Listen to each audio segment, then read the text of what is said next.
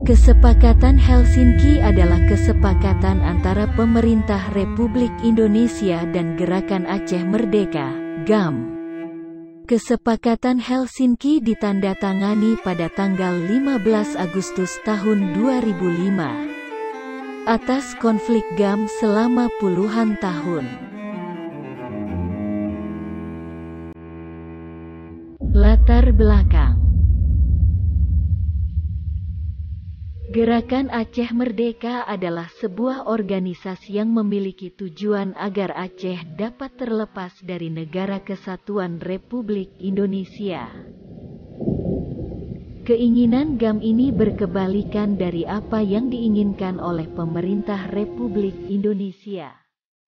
Oleh karena itu, konflik antara GAM dan pemerintah Republik Indonesia pun berlangsung sejak tahun 1976. GAM sendiri dipimpin oleh Hasan Ditiro. Selama hampir 3 dekade ia memimpin gerakan ini dari Swedia. Pada tanggal 4 Desember tahun 1976, Hasan Ditiro mengeluarkan pernyataan perlawanan terhadap pemerintah Republik Indonesia yang dilakukan di kawasan Kabupaten Pidi. Perlawanan bersenjata ini pun mendapat sambutan keras dari pemerintah Republik Indonesia.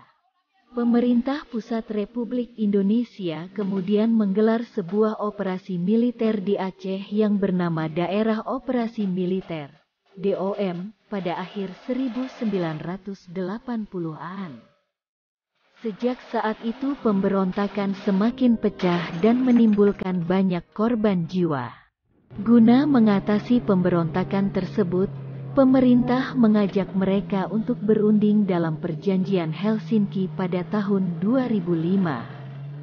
Dari perjanjian tersebutlah muncul kesepakatan otonomi khusus di Aceh antara pemerintah Indonesia dengan GAM untuk mencapai perdamaian.